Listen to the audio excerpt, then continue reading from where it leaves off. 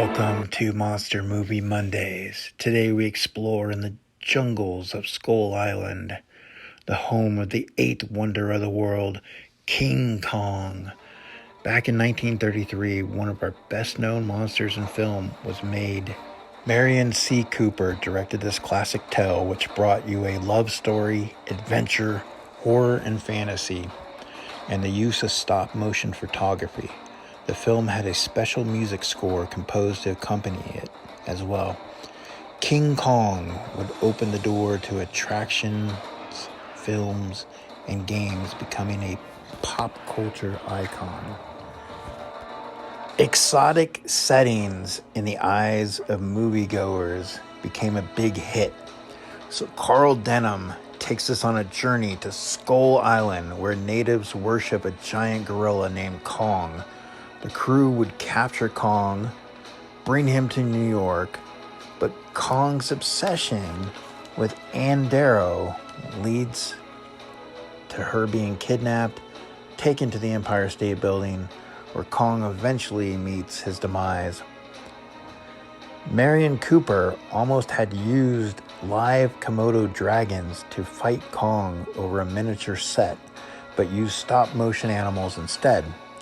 And King Kong was the father of composing, as director Cooper paid out of his own pocket a composer, basically to compose the full-length score. And the composer was Max Steiner from Australia. And basically the score would mirror on-screen movement. The director added an extra scene also, as he did not want the film to end on 13 reels, as 13 being an unlucky number, but ultimately it was whittled down to 11 reels. Kong on Skull Island was 18 feet tall, but in New York, since the city was as big as they scaled him up to, 24 feet. So that way they could have him very tall during the climax. And then the roar that you hear for King Kong, well, that would come from a slowed down tiger roaring backwards, mixed in with a lion roaring forward, while the sound effect artist Murray Spivak provided the grunts himself that Kong would have when he was encountering Ann Darrow. The director Cooper, he put himself in the pilot seat, as he had flown in World War I, and he was one of the ones who would shoot Kong on top of the Empire State Building. And Peter Jackson, who had shot the remake, also enjoyed that part of it, so he climbed into the plane and was also involved in the scene in his film. When King Kong opened in Radio City Music Hall in the Roxy Theater, these venues had the capacity of 10,000. And during the Great Depression era, this was such a huge escape for people. I mean, tickets only cost 15 cents.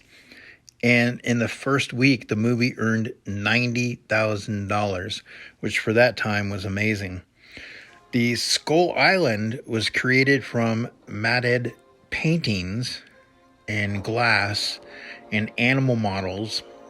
And when the explorers tried to rescue Ann Darrow in the jungle, we never got to see the scenes where giant spiders emerged from a cave to devour some of them. Kong was originally designed to be very violent, as one scene had him stomping purposefully on villagers, and in New York would bite off a person's head, and was depicted as antisocial, which is different from how we view him today. In the early 60s, they had a script for a project, King Kong vs. Frankenstein, but that never came into light. And then in 1962, King Kong would take the stage again and battle Godzilla.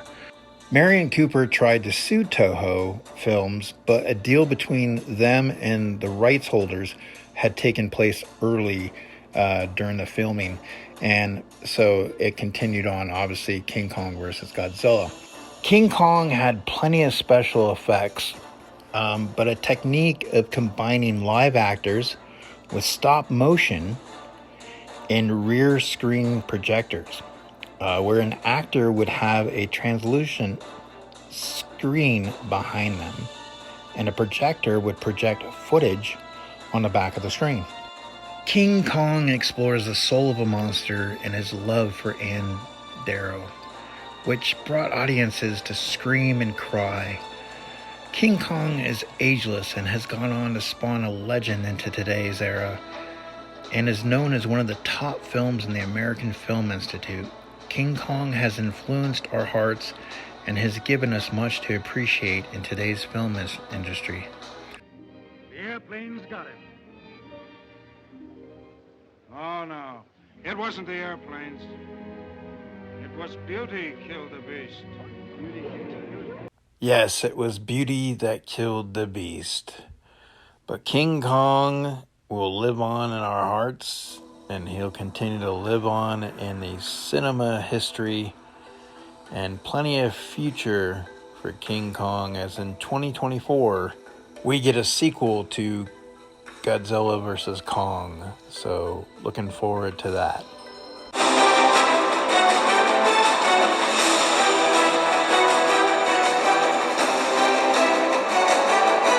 We hope that you enjoyed this week's edition of Movie Monster Mondays with King Kong.